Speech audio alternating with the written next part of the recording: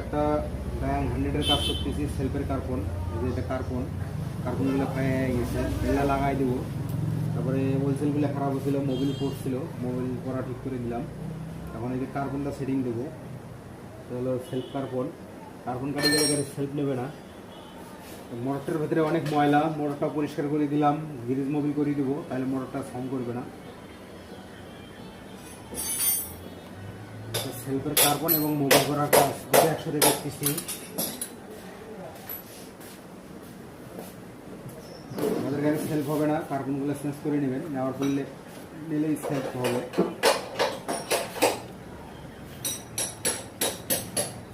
ডান